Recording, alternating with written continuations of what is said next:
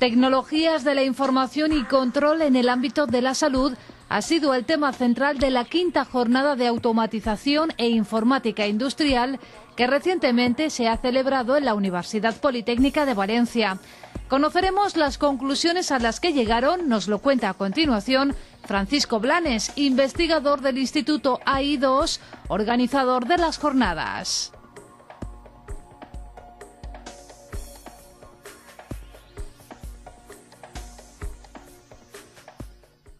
Bienvenido, Francisco. Y bueno, ¿cómo se aplican las tecnologías de la información al ámbito sanitario?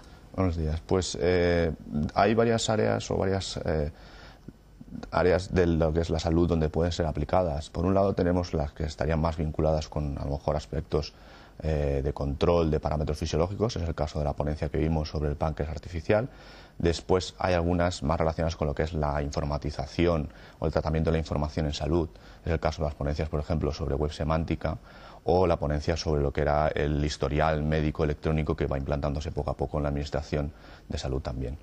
O sea que, desde luego, como vemos, hay muchos campos muy variados y muy importantes para la evolución y el desarrollo de la sanidad en nuestro país, ¿no? Sí, hay todavía todo un largo recorrido que hacer, donde es viable que muchas de las tecnologías que estuvimos abordando y que actualmente pueden estar implantadas en otras áreas de lo que es la industria sean aplicadas también a la salud. Es decir, que todavía hay capacidad para que las empresas, el grupo de investigación, estén ahí implantando soluciones que son viables. ¿A quién va dirigida esta jornada que habéis realizado? ¿Más, digamos, a técnicos o ha habido también médicos entre los asistentes? Nosotros intentamos hacer unas jornadas, y creo que lo conseguimos con bastante éxitos, que pudieran abarcar tanto área sanitaria vinculada principalmente a médicos, como os digo, el caso claro era el tema del páncreas artificial, y también lo que es el personal involucrado en lo que es la informatización de los sistemas de salud, técnicos de áreas de informática de hospitales, de centros de salud, y de hecho tuvimos también la participación de la Consellería de Sanidad, que nos explicó cuál es su plan de informatización a nivel de la Comunidad Valenciana, cosa que dio también una gran visibilidad a lo que eran las empresas que estaban allí presentes, de ver cuáles son las perspectivas de futuro en lo que es un gran usuario de las tecnologías de la salud como es la administración pública. Por supuesto. ¿Y cuál es el lenguaje que se habla entre ingenieros y médicos, por ejemplo, en ese tema del páncreas artificial, ¿no? Bueno, ahí hay una labor muy importante y en un proyecto de investigación en el cual el Instituto está trabajando junto con empresas, junto también con el Hospital Clínico de Valencia, y hablan un lenguaje común, en el sentido de que ambos entienden cuál es la idea, cuál es la perspectiva de futuro, y quizás lo más problemático no sea tanto esa unión de médicos y tecnólogos, sino la posibilidad de después llevar eso a lo que es el uso para las personas, para quienes tienen que poder utilizar ese tipo de tecnología. Ahí es donde hace falta un poco más de maduración en lo que es la implantación de las soluciones a nivel de prototipo y a nivel de experiencias piloto a lo que es el uso diario, también porque hay una problemática clara, que es que el uso de un dispositivo como es un páncreas artificial tiene unas cuestiones de seguridad que son muy importantes, estar absolutamente seguro de que va a ser un aparato que puedan utilizar.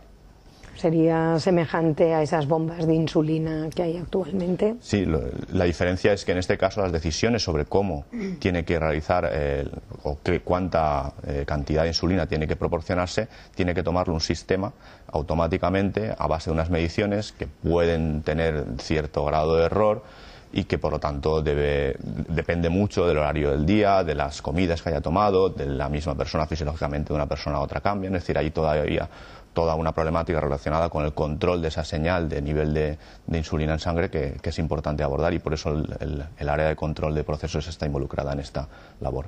Y en cuanto a ese plan de informatización de toda la sanidad, ¿en qué punto nos encontramos actualmente y qué proyectos se están llevando a cabo por parte del Instituto AI2? El Instituto AI2 está participando de una forma, digamos, en estas jornadas de presentar a la sociedad, a las empresas, ese plan de informatización. La Consellería lo presentó durante la ponencia y lo que se vio es que tiene una perspectiva de evolución, de ampliación, y una de las, digamos, áreas que más tiene interés actualmente desde el punto de vista del usuario es la capacidad de que ese usuario de la sanidad pública, sea la Comunidad Valenciana, sea en otra comunidad, pueda de una forma automática tener toda su información de salud, sea en el área donde reside o sea porque se desplaza a otra comunidad y desde esa comunidad las comunidades autónomas son capaces de sus sistemas hacerlos interaccionar para recabar esa información y poder darle una asistencia.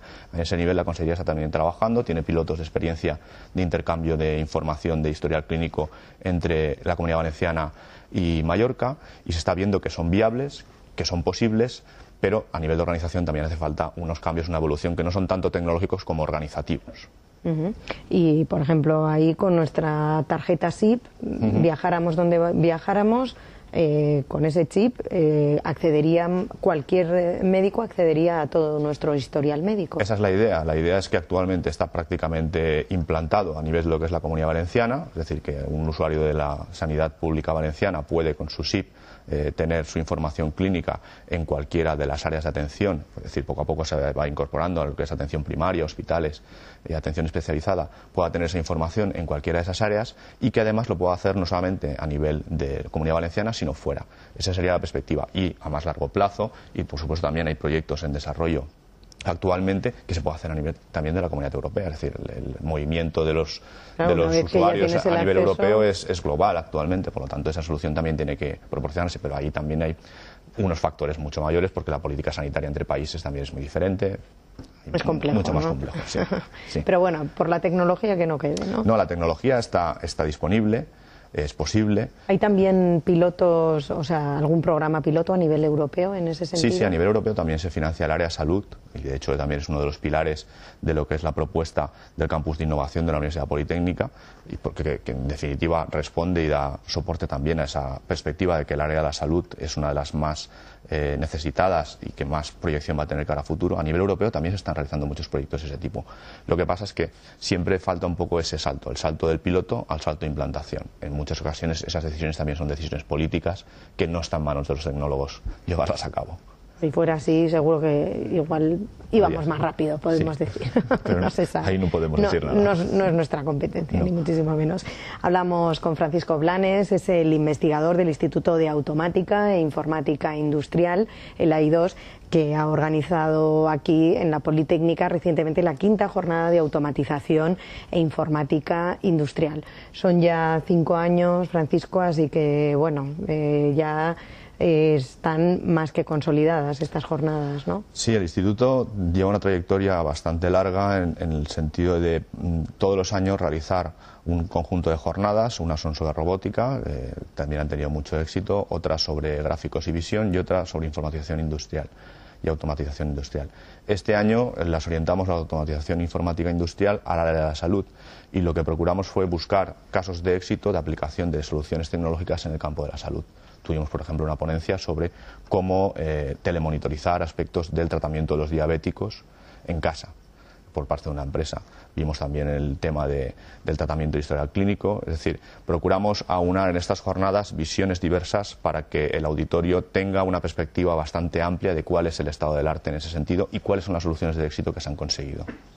En esta jornada, estas otras anteriores, ¿cuál ha sido la temática en las 4 anteriores? En las anteriores las temáticas han sido también bastante diversas. Se han realizado temáticas en informatización sobre sistemas de alta confiabilidad, de seguridad, en informática industrial. Se han realizado también jornadas sobre tecnología aplicada a la energía, tipo pues, sistemas de energía eólica y demás.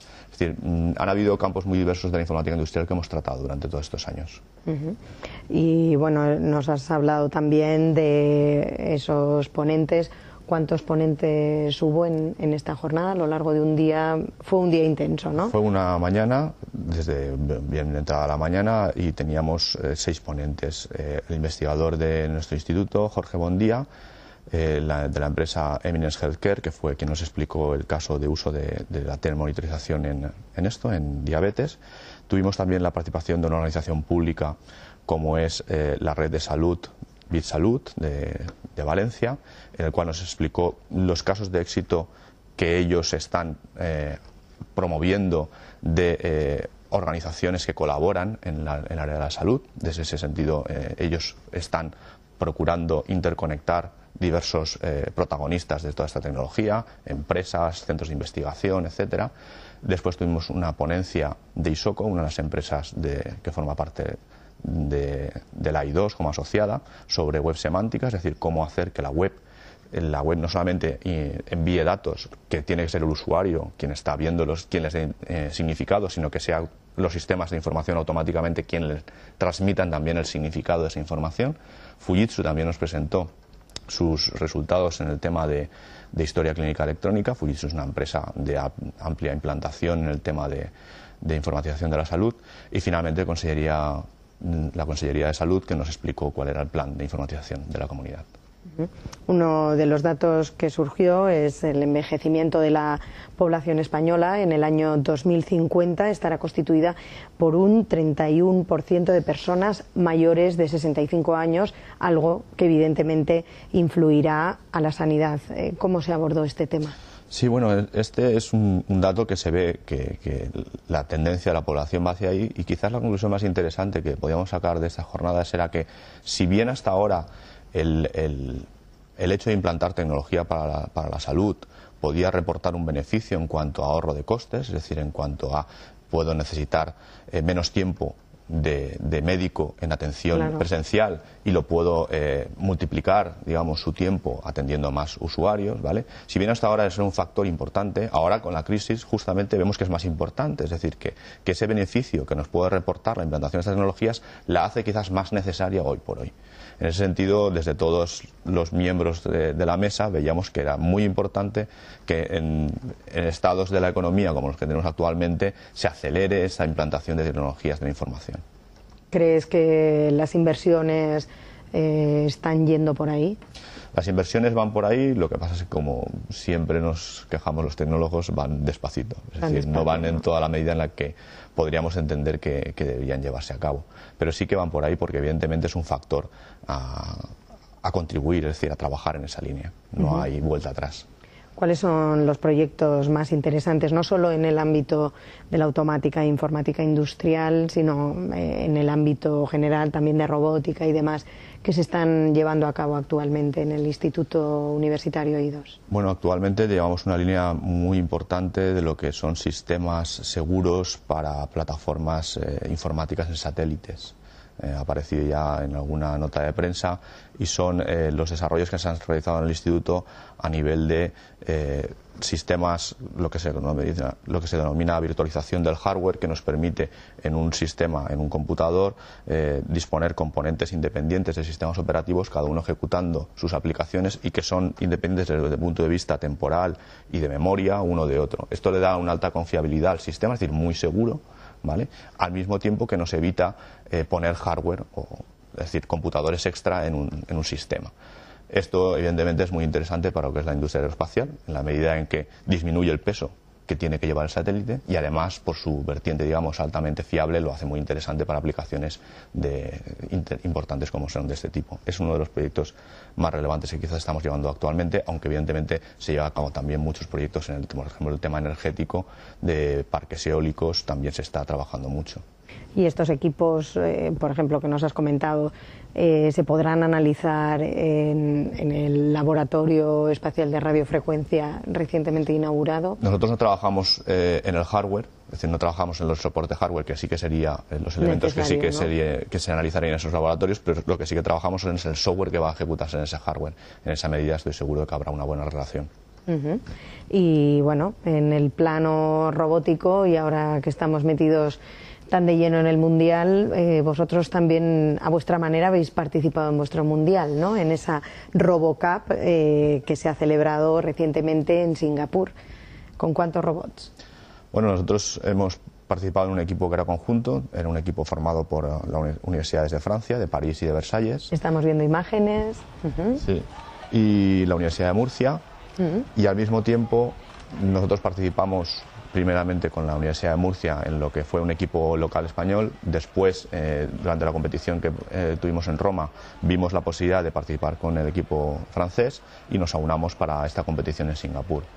Llevábamos 6 robots entre todos los participantes, Lo que pasa es que muchos de ellos, pues por el camino, fueron sufriendo sus lesiones y había un par de ellos que estaban permanentemente en el taller arreglándose. El viaje es complicado, entonces. El viaje también, es ¿no? muy complicado, muy complicado. De hecho, uno de aquí salió sano y llegó allí estropeado y no se pudo salvar. El jet lag no lo sufren un jet lag tecnológico, podríamos decir, ¿no? Sí, además es que bueno, los transportes sufren también las consecuencias de lo que es el movimiento y la verdad que es bastante duro, bastante duro. A pesar de estar, supongo, muy bien embalados. Sí, sí, claro. vamos, van unas maletas específicamente diseñadas para ellos, con sus espumas, protegiéndolos y demás, pero aún así son elementos que, bueno, son un poco delicados y en ocasiones que se te corte una línea de un cable es crucial, es decir, ahí ya se ha muerto. Así que hubo uno que en el trayecto se quedó. Salió bien, llegó mal y volvió ya arreglado, pero ya al final de toda la liga, o sea, ya no pudo apenas participar.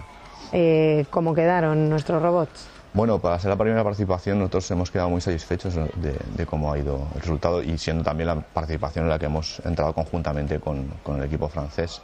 Hemos quedado pues como a mitad de la tabla, había 24 equipos, habremos quedado entre el 10 y el 15 aproximadamente. Hay tres grandes grupos, hay 5 equipos que están en la cabeza, los cuales actualmente son, digamos, intocables. Hay un grupo grande de equipos en los cuales nos encontraríamos, unos 10 que nos encontraríamos en la zona media, y después hay otros 9, 10 equipos que están ya al final de la cola intentando hacer progresos, como todos estamos trabajando continuamente. ¿Para qué sirven este tipo de competiciones que bueno, se ven como algo lúdico, pero realmente a nivel técnico pues tienen su porqué, ¿no? Sí, principalmente sirven para poner a prueba los desarrollos que se hacen vinculados a líneas de investigación. Es decir, que la gente que pueda estar trabajando en visión, la gente que pueda estar trabajando en control de sistemas, en sistemas empotrados, en inteligencia artificial, puede coger en una plataforma como esta, evaluar cómo van los sistemas o las arquitecturas que ha estado diseñando. Esa es principalmente la valoración. Después tiene un aspecto, digamos, más lúdico, más visible, que a nosotros también nos gusta, en tanto en cuanto pues da un carácter, digamos, competitivo, ¿vale? Y eso siempre es interesante, medirte frente a otros equipos, ¿vale? Pero el primer objetivo es eso, es evaluar cómo funciona lo que has desarrollado. ¿Y dónde podremos ver esos robots en un futuro medio? Bueno, pues en concreto la robótica humanoide tiene una aplicación muy vinculada también a lo que era el tema de salud. Es decir, actualmente se está desarrollando, sobre todo en países como Japón, lo que es una orientación de la robótica a la robótica asistencial. Es decir, robots que estén junto con las personas, ayudándoles, acompañándoles, asistiéndoles, poco a poco, desde labores más o menos sencillas, puede ser simplemente una vigilancia de algunos parámetros o simplemente un StarCon, pero poco a poco podrán ser más autónomos y podrán tomar más decisiones de cómo tratar a la persona que tienen al lado, cómo ayudarle, cómo... ¿vale? Es decir, una visión evidentemente muy de cooperar junto con el humano. Evidentemente esa es una de las técnicas, una de las aplicaciones más viables actualmente, en tanto en cuanto Japón está trabajando mucho en ellas, pero evidentemente cualquier otra aplicación que tenga que ver con trabajar con el humano, pueden ser a lo mejor labores en las cuales el humano no puede desarrollar porque no tiene fuerza, en la cual un robot con la potencia necesaria podría ayudarle, puede ser labores de asistencia en entornos que pueden ser agresivos para el humano, también son viables, ¿vale? Pero una de las que más se está viendo actualmente es la de acompañar a los humanos en una labor, digamos, de asistencia en la tercera edad. O sea que seguimos en la línea sanitaria que estábamos comentando, ¿no? Sí, sí, la robótica, desde el punto de vista de robótica asistencial, se está también potenciando mucho. De hecho, actualmente en España una plataforma sobre robótica y una plataforma sobre tecnologías de la información para la salud se han unado y han hecho una mesa conjunta de aplicaciones de robótica para la salud. Porque ambas han visto que era interesante la cooperación de los dos. Ya. Pues Francisco Blanes, muchísimas gracias. Gracias a vosotros por acercarnos todos estos datos y estas conclusiones de esa quinta jornada de automatización e informática industrial. Y hasta aquí por hoy hemos llegado al final de Politécnica Tal Cual.